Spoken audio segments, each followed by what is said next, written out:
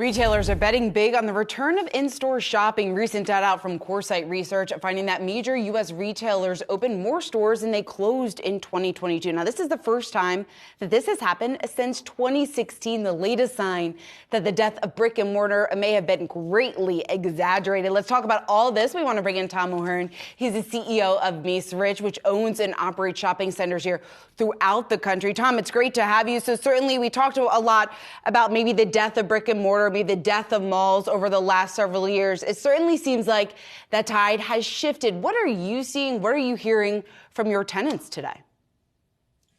Well, you're right. The demise of the A-quality regional mall has been greatly exaggerated.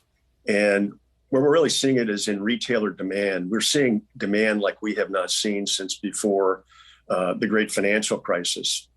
2022, for example, was a record year for us. We did over 1,000 leases, over 4 million square feet.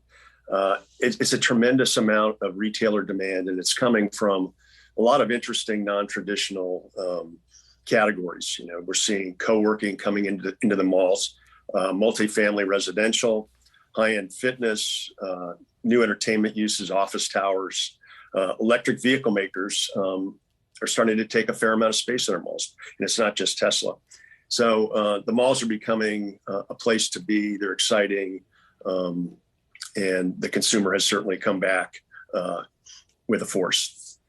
Has the consumer come back, or have malls just evolved? Because we just spent 15 minutes talking about how consumers have shifted their spending from goods to services.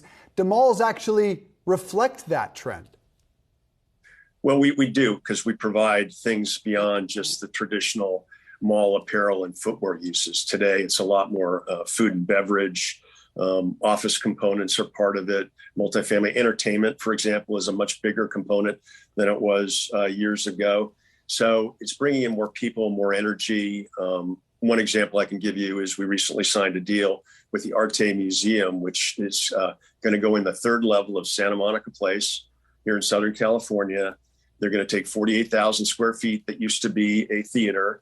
They're going to repurpose that space and basically create a digital art gallery. And they expect to bring in 1 million visitors per year. I mean, that's a tremendous amount of energy and traffic to the third level of a mall that, frankly, wasn't seeing that level of activity coming from the theater operator.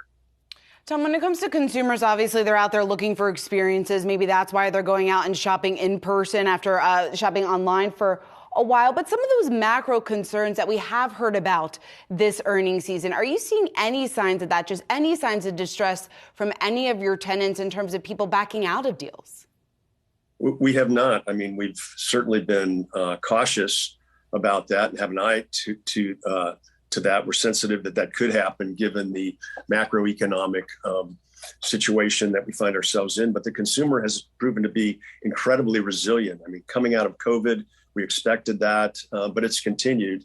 And in fact, even January reported good, strong demand from consumers. So we're not seeing the retailers back off. We're not seeing the new uses back off. The leasing demand is still there. And, the proof is in the sales, and the sales numbers have been good. Like 2022, we were up 7%, and in January, we're up 3%. Really fascinating trend, Tom, coming out of COVID when everyone, to your point, predicted the death. You mentioned something that caught our attention, and there was an article in the New York Times about people building upscale apartments at or near or actually in malls. Where are you seeing that? Do you think that accelerates? I do think that accelerates. We're seeing it. In fact, we're doing it at Carolyn Commons in Scottsdale. We're adding 110 luxury apartments to that project. And it's going to add not only the right kind of activity, it's going to add additional people. It makes it a more interesting site. And really what we're seeing is that A-quality regional malls are moving away from being malls per se, and they're becoming town center where people come to not just eat and shop, but also to live, in many cases to work. And it's going to continue to happen. At Flatiron Crossing in Broomfield, Colorado, we're planning a 330-unit luxury apartment complex. So we have more and more opportunities throughout our portfolio to repurpose former department store boxes and create multifamily and office, as well as hotels. And a view of the Flatirons, Tom. I've been there. That is my home. That is my school. What a beautiful sight. Tom O'Hern, Macerich CEO. Really interesting conversation. Appreciate that. Thank you.